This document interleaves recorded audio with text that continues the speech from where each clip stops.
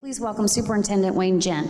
So we're glad everyone's here today and see a lot of folks, a lot of familiar faces. Many of you probably are aware of what we're doing, but I'll go through this anyway. And first off, just want to start off by recognizing our board members that are here. We have our chair, Debbie Hawley, and our vice chair, Catherine Hensley, and Carol Hilson, and Troy Ingersoll. And they're a fantastic, yes. Have a veteran board. They've been doing this for many, many years, and one of the models in the state of Florida, and one of the reasons that we're able to accomplish as much as we do is that there's really they just let us do our thing, and they support us, and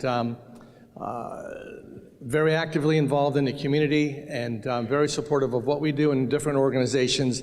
And you never take a good board, and I know we have some public officials, you never take a good board for granted. And I always tell my staff that because I've seen the other side of it as well. But that would be for another presentation. So anyway, so this is the mission of our schools, to ensure that all students graduate from safe, caring schools equipped with the knowledge, skills, and a desire to succeed. That's a picture of Treasure Coast High School's graduation last year. Susan Seal right there in the front, who's the principal, and then Kevin Perry works for us as well. He's photobombing in the background, but you can see the faces on the students that are there. And that's really our mission, is to graduate our students to go into the world of work, to go to college, to go into the armed forces, but to make sure that they're ready to be successful at whatever they do. St. Lucie Public Schools is committed to providing a quality education with innovative academic and career opportunities, proactive state-of-the-art school safety, and partnerships with businesses providing high-demand and emerging college and work-ready skills. We're a district that excels with 37 career and technical academies, with a graduation rate that ranks in Florida's top 10 and an academic ranking in the state's top third. St. Lucie Public Schools, bringing innovation and academic excellence for each child every day.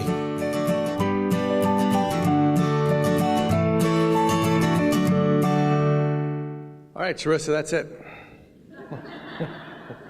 That's very good, yeah.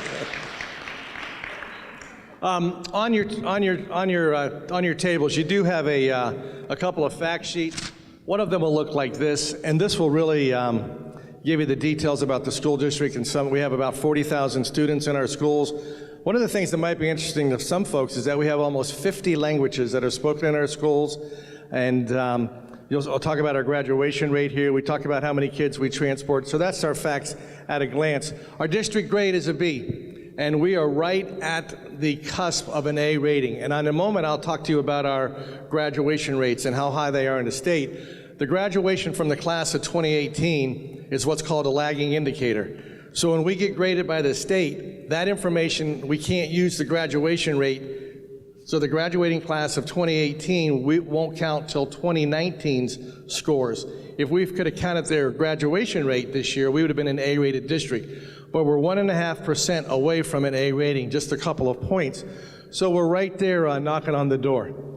This shows the district, the kind of how we rank among the 67 counties in the state of Florida. And you can see we kind of meandered for a while in the 40s, and then over the last 3 years we've gone from 45th to 32nd to 22nd. So we're now in the top third in the state of Florida based upon the criteria that's established by the state. This here I just want to talk about a little bit of our points of pride. We have no failing schools in our district. We're in the top 10 graduation ranking. I'll talk about that in a minute. 66% of the schools are A's and B's.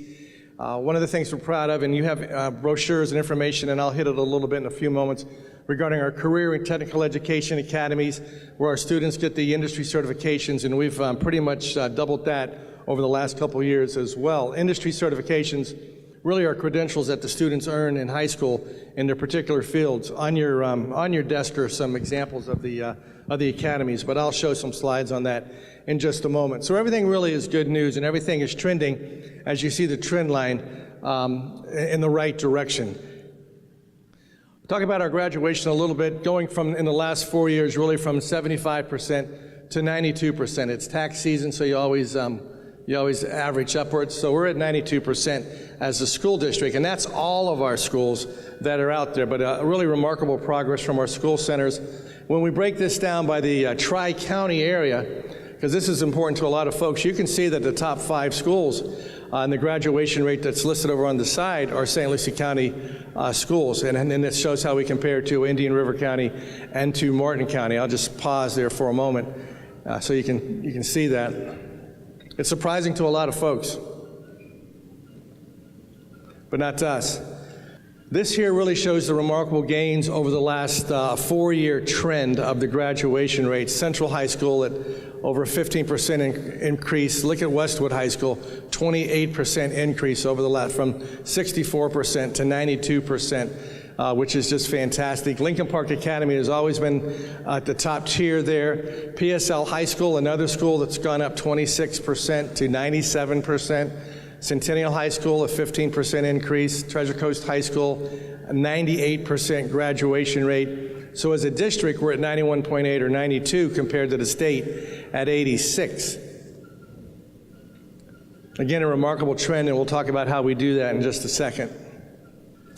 This is when we take just our comprehensive schools, just the 11 schools that you saw up there from the Tri-County area.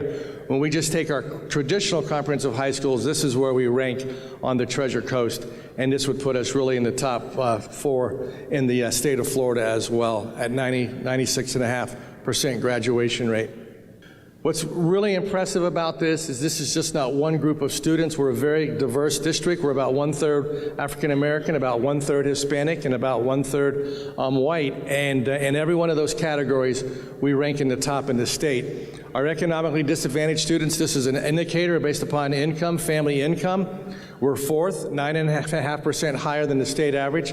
For Hispanic students, we're 92.5. Again, 92.5%. I'm sorry. Economic disadvantage, we were 91.5. Hispanic kids, 92.5. ELL, these are English language learners. These are students that come to us from other countries that don't speak English right away.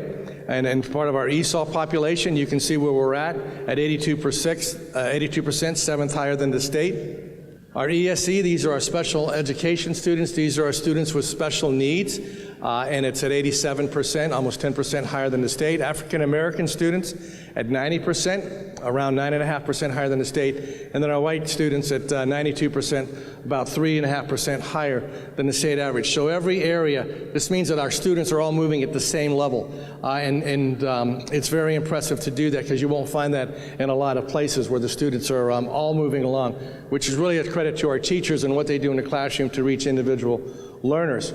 One of the things that we do every year is what's called the Historically Black Colleges and University and Hispanic College Fair, and the groups come to us, and this past year we had almost $5 million in scholarships offered to our students. We had about 240 students that qualified, and about $5 million in scholarships. Last year's graduating class, about 2,900, of which we got about $33.5 million in scholarships for our students. And another thing that's very impressive, when we talk about our kids in high school, 83% of our students are enrolled in advanced courses. Whether it's in the advanced placement or international baccalaureate, you can see them all there, dual enrollment or career technical education. Career technical ed is considered advanced courses, just as important as regular classes, and 83% of our kids are in advanced courses in high school. We're an accredited. We've got. It's important to be accredited, and the district just went through that accreditation last spring, and that lasts for how many years? 5 years. Every 5 years we got to do that, and so we came in with flying colors there. One of the things that's interesting, and a lot of folks would be surprised, is the number of homeless kids or unaccompanied youth that we have in our school centers, and you can see the numbers that are there right there. A homeless child is somebody that doesn't have a regular nighttime residence. And we have almost over 1,200 students that move around the community and move around from household to household. And then unaccompanied youth, that's where they have really not a physical custody or parent or guardian. Most of the ones, our elected officials here are aware of that, but a lot of other folks are not. And that's just a credit to the fantastic job that our teachers and administrators do in working with our students to achieve at the levels that we do. We talked about our career and technical education programs, and those brochures that are on your tables, and there's different one representing different groups, but we have 37 academies and 62 programs. I'll just hit a couple of them. Aerospace, a partnership with Embry-Riddle. It's over at Fort Pierce Central High School. The picture right there of the student up in the upper right hand. That's one of our students. He's a pilot. That's him flying right there. That's not fake. That's not a simulator. He's up in the air. And you can see our Marine and Oceanographic Academy that's out at over by Harbor Branch. Agri-technology, we push that heavily, and then our veterinary technologies, these are over at Fort Pierce Westwood High School. We really have a vet hospital right there, and that was a center for the hurricane. That's now a shelter, and it's the pet shelter as well. It's interesting to go through that during the storm. Hopefully we don't have an opportunity to go through it this year, because that means there won't be a storm. But the animals that come in, the dogs and the cats, and the folks that are there, but the students do a fantastic job with this. Biomedical sciences, this is something that we continue to expand. Allied health, one of the strongest needs, one of the biggest needs that are in our community with the expansion of the medical health field here, and we're keeping up with that. Digital design, TV, 3D, cybersecurity. The cybersecurity is real interesting. I always joke that we'll know the kids really have learned what they're supposed to learn when the students at that school all graduate with an A average, and they all have a 4.0 with no absences and no discipline record. We'll know we were successful. But they do a fantastic job, and if you really want to know how to bust the system open, talk to the students. They're ahead of us. Criminal justice is important, and we have some of our folks that are here right now: Major Doug Hardy, Sergeant Rob Barron, Public Information Officer Brian Beatty, and Julie Walker. I want to appreciate them being here. We've spent a lot of time with most of them over the last few months. Finance, another one that is very important in our school centers. Want to prepare kids, always recognize our students that go into the armed forces. We have Army, Air Force, Navy, ROTC programs at all of our school centers, and a lot of students that are just searching for something, or some kids that aren't searching. We may have, I know there's one maybe going to West Point this year, there may be two coming out of a couple of our high schools, but fantastic program for our young folks to go in and protect our country. This past last year, we got a grant, $12.5 million grant from the federal government. It really is benefiting the city of Fort Pierce. In fact, the mayor and Nick have been very actively involved in that, particularly at some of the schools, the Creative Arts Academy CAST, Samuel Gaines, and Westwood's Prep. The CAST school, we just reconstituted the entire school, and it's over in the art district, so we kind of partner with the art programs. It's just getting off the ground, had a very good year this year. You can see the offerings of dance, the visual art, the graphic arts, musical theater, the vocational media arts, and really just revamped the entire program, reconstituted the entire staff and administration, and they're really off and running. Over at Sam Gaines of Emerging Technologies, we have almost 1,000 students, over 1,000 kids there. And we started it, we're phasing it in this year, kindergarten and 6th grade, and then next year it will be K and 1 and 6 and 7, pre-collegiate offerings, robotics, engineering. You can see at Makerspace, a lot of programs that are going on there. The Lego, we really have a strong partnership with Lego Education that come in, and I know many of you were there when those folks were in town a few months ago. And then over at Westwood High School, we're going to call it the West Prep Magnet, and this is a STEAM program as well. And these are the programs that will be coming into, some of them are there, and some of them will be coming into pharmacy, the health coordinator, veterinary science, nursing. You can read them, I don't want to read to you, as well as the ones that we already have in place. So that's a really nice boost, preparing kids for hopefully to stay right here in Fort Pierce and in St. Lucie County when they graduate from high school. Through we were named the last 2 years one of the best places to work through St. Lucie County. We're very proud of that through our HR association. Many of you know the qualifications, what it takes to go through that, and we try to develop a culture within our schools. It's all about culture, and nothing else really matters. It doesn't matter what your mission is. It doesn't matter, all those kinds of statements you have on the wall. If you don't walk it every day and it's not part of your culture and your climate, then it's really worthless, and that's something that we stress very strongly in our school centers, which is one of the reasons why our schools are doing so well, is because of the cultures that have been established. The culture is how we do things around here, and the climate is how does it feel. So when you walk into a school center, you walk into the front office, what's that feeling? What are you getting? But more importantly, what are the students? What's the vibe they're getting when they come into the classroom? And is coming to that school and coming to that teacher's class the best part of their day? So this is very important to us. We just heard this last week, Samantha Piscopo over at Dan McCarty. She's an assistant principal at Dan McCarty. She's one of the 3 finalists for Assistant Principal of the Year in the state of Florida, which is, they haven't announced that yet. They're going to announce it Friday, I believe. Have we heard? Anyway, they want somebody to drive to Tallahassee Friday if we have the winner.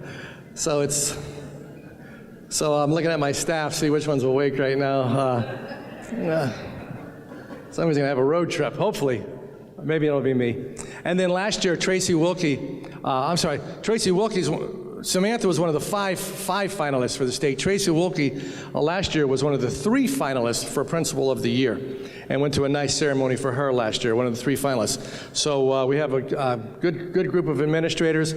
This is important to us, the Pbis Models schools. We have 25 model schools right now. This is what's called positive behavior interventions and support. This is where kids get rewarded. It's really about positive, being proactive, as opposed to the negative side of it, the consequences of when you do something inappropriate. This is to try to encourage students to do the right thing up front. And so this is something that's important to me. I want to make sure that my goal is to have all of our schools involved in this, and we're training all of our schools. We've worked with our bus drivers on this because it's tough with a bus driver. It's kind of like being it's like the orchestra leader, your back's to the crowd.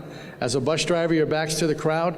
And so we're trying to work with them. We've had an 18% decrease in referrals. Very pleased with this program and the potential and possibilities that it has to really help our students to be successful.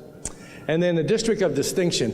What this is right here, and this is some of our staff members, that's John Prince, our Deputy Superintendent, Latricia Willard, that are there. Who else we have? Liz Pruitt, one of our math coordinators. And so people will always say, why are we so successful, or how have you been able to make those gains? And it's really because of data. It's 2 things. It's the culture that's established in the school center, and it's the data, and it's knowing what to look at. So when you look at your graduation rates and able to turn that around literally in a couple of years, it's because, number one, we don't wait till they're seniors to figure out where they're at. It starts really in middle school, but then particularly when you come into high school, where those students, we have graduation coaches, just like you have a football coach, you have a graduation coach on the campus. And their accountability they're as accountable as the principal is for the graduation rate. And then we use key data indicators as freshmen, sophomores, juniors, and seniors to make sure that we know that they're on path. And if they're not on the right path, that there's an intervention, that there's an adult in charge, there's an advocate for each student. We use this as well in the individual classrooms. We're under an accountability system from the state, and our testing season kicks off in April. And there's too much testing and too much of it, and they're going to do a review of it like they do every 4 years, and hopefully this time something productive will come from it. But we have standards that we're accountable for. And through those standards, then, we teach the standards. We teach the standards. Just like when you're in school and you have your unit test on Friday, or you have it every 2 weeks, well, we do the same thing where we monitor our students' progress. And so we can go in and we can see how the classes are doing, we can see how our students are doing, we can see how our teachers are doing, our teachers plan together, collaboration's really important, where it's a safe place so they'll come in and say, you know, my kids did poorly on this quiz, your kids did well, what did you do, what did you focus in on? But it's all through a data and through a dashboard, which is a state of the art, and it's as nice, it's as good as anything you'll see in the country.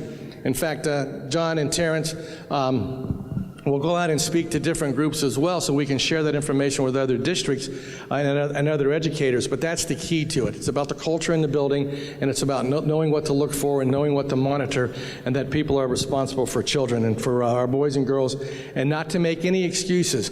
The fact that this district has 75% of our kids qualify for free and reduced lunch. Okay, that's a poverty level. So the fact that we're able to achieve at the levels that we do is because we don't make any excuses. The poverty or economics is a main driver of how a student's going to perform, but it's not a reason why a child can't be successful. And that's a mindset that you have to have. It may create unique challenges for kids and for boys and girls, and that's incumbent upon us to train our teachers for that. But there's no excuses why all children can't achieve at higher levels. Thus, when you see the graduation rate and you see children of color, or you see children in poverty, or you see children ESC with special needs, they're all moving in the right direction because of a mindset that we have that all children are capable of success, similar to the programs that we have here in our school district with the Roundtable, Children's Service Council, and other groups where we truly believe that and try to model that every day. School safety, and got our officers here as well as our representatives. This is important. We didn't start focusing on school safety because of what occurred at Stoneman Douglas. This has been very important to this school board and to this district for many years. Right now, we're fortunate, and I'm going to talk more about this in just a moment when I talk about the referendum, that we have a resource officer on every campus. And this year, when Stoneman Douglas did occur, the sheriff the next day had an officer assigned to every school campus and then maintained that through the course of the year, and then this year was able to do that at a sacrifice to his own department. We're housed out at Allapattah Flats. That's where the district office is right now, or the school board office and the curriculum office. And our officer that protects us out there is the Marine Patrol officer. So they're down one Marine Patrol officer because that person is protecting the schools. And there's, I believe, approximately 53 that are in our school centers. So they've had to stretch their resources on service to the community so that they can protect our schools, and thank the county commission as well for some dollars that went towards that. We have single points of entry in all of our campuses right now with secure access. We do safety drills. If you're parents of children that are here in our school centers, you're aware of that. We have anonymous reporting tools. We have assessment teams. We take it very, very serious. We talk about it every week. And we have different committees on campus to make sure that we're identifying the students. We have Crime Stoppers. We have See Something, Say Something. We have 3 or 4 different apps where students can report things on those apps.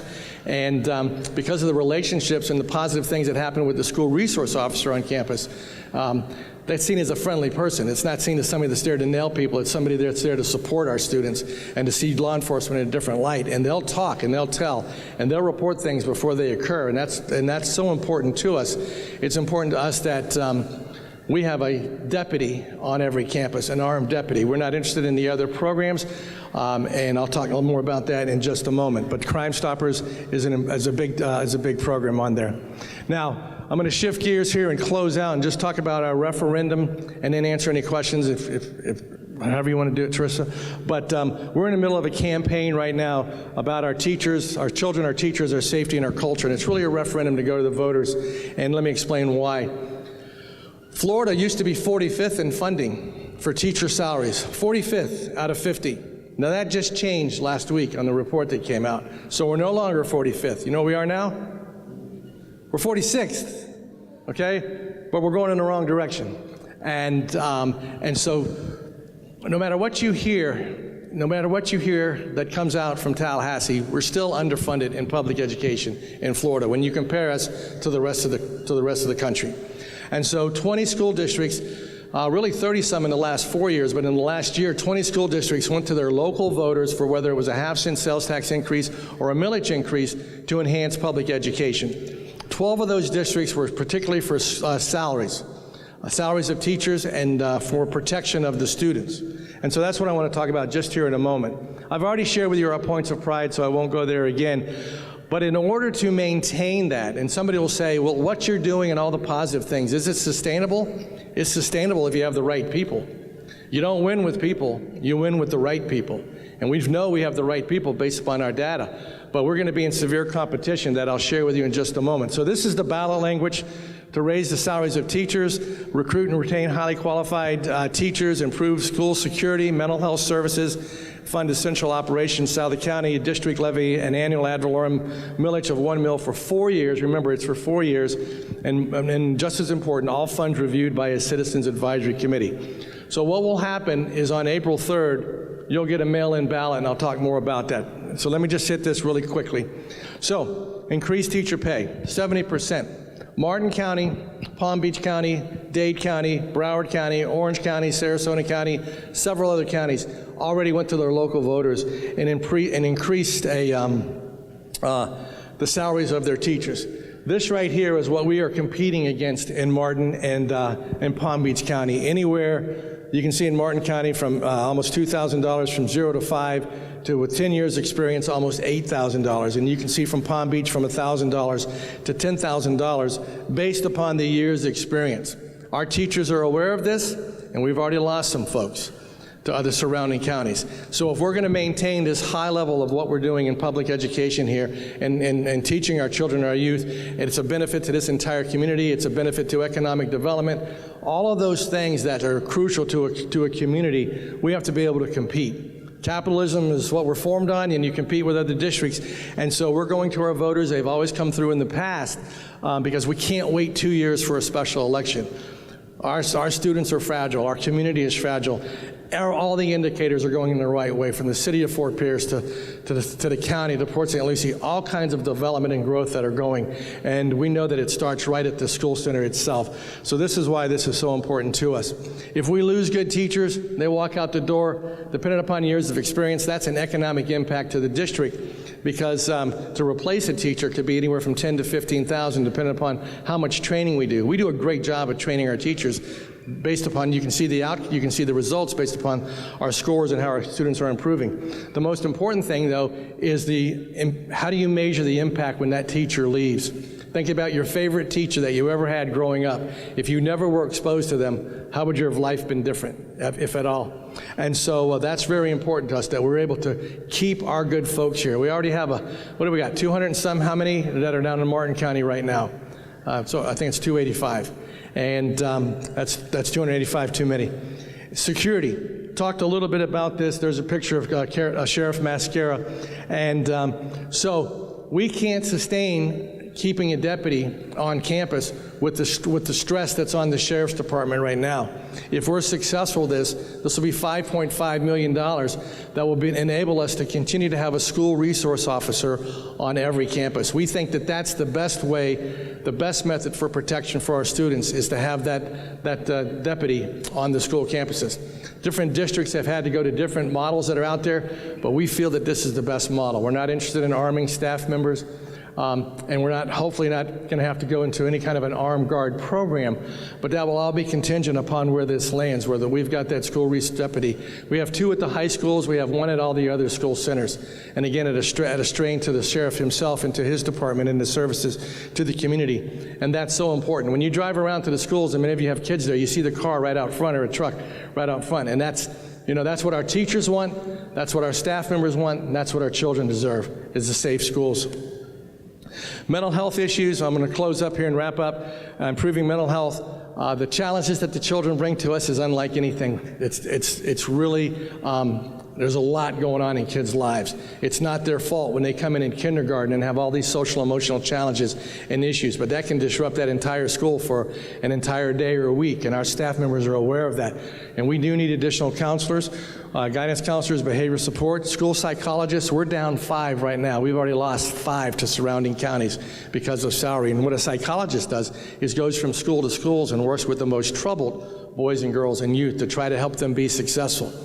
The first and best teacher should be the parent, but that's not the case for a lot of kids in this country and a lot of kids in our community as well. And so we try to have that support system there, but teachers can't do it by themselves.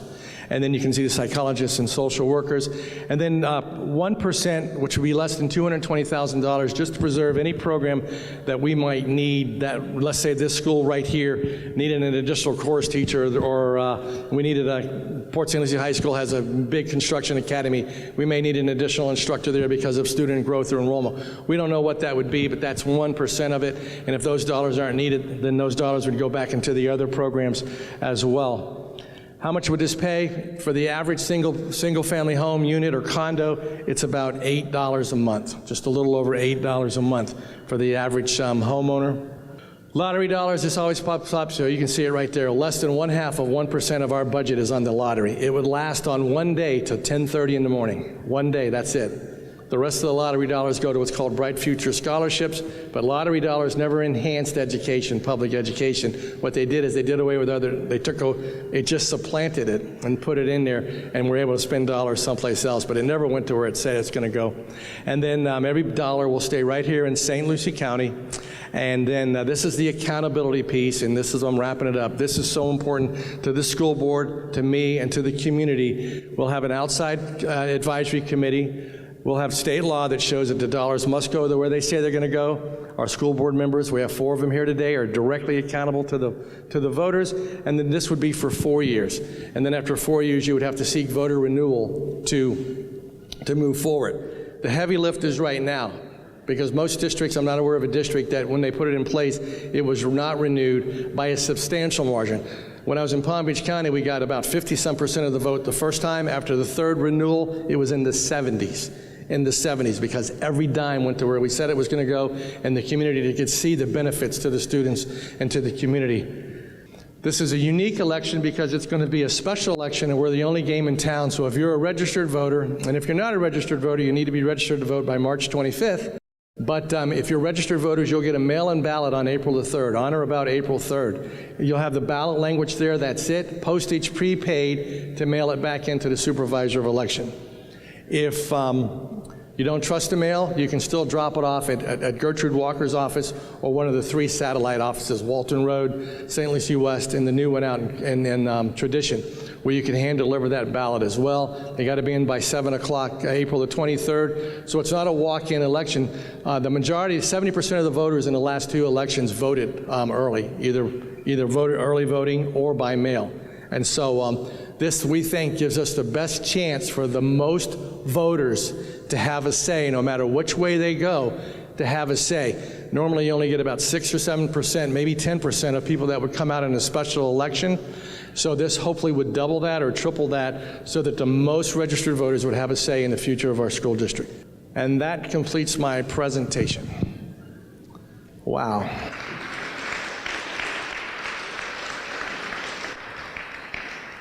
Is it still spring break? I'll answer any questions anyone has. Any questions? Linda. Why only 4 years? Perfect question, because by state law it can only be a 4-year. It's not like a half cent or something where you can go longer. By state statute, you can only go for 4 years. Then if you're successful, then that would be up to the school board, but the intent would be, yes, you'd have to go back to the voters, which is accountability built in, if you were going to renew it. Thanks, Linda. Anyone else? My staff's not allowed to ask questions, but anyone else? All right, I just want to say thank you. I want to say, I know we have a lot of elected folks here and folks from the different organizations, and Teresa for the support that they give our schools. We do partnership, there's no walls. We build bridges instead of walls, and Teresa in the chamber as well for allowing us to host this, but for throwing it together as well. And just appreciate everyone coming out, and we'll hang out afterwards and answer questions as well. We have our board members here and our staff members, and if you have a child in school, they should be home today, or they should be somewhere at daycare or at a camp or something like that, and then we'll kick back into gear next Tuesday. Next Tuesday, so Monday's a work day. Okay, thank you. Thank you. Thank you to the superintendent. I also did want to thank, of course, Commissioner Bartz for being with us, Board of County Commission Chair right now. I'm trying. Direct me. There we go. And Mayor Linda Hudson is with us as well. Thank you for being with us. And Nick Mims, City Manager's in the back.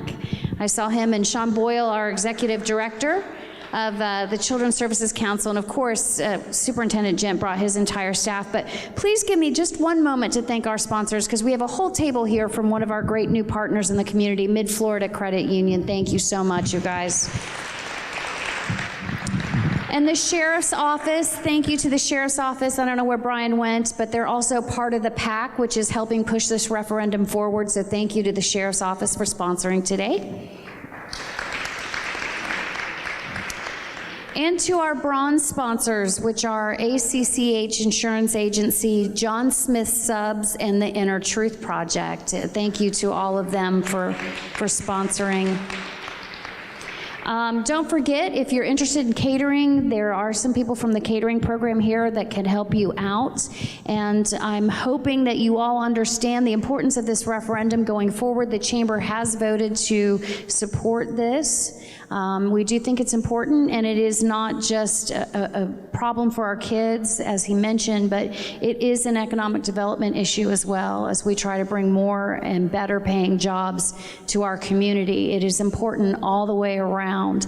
So we do hope that you remember that as you mail your, I was almost said head to the, but no, as you mail your ballot back in, and don't forget April 3rd. Thanks again to FP&L and all of you, and we're going to get out of here early on this Monday afternoon, so have a great day, everybody.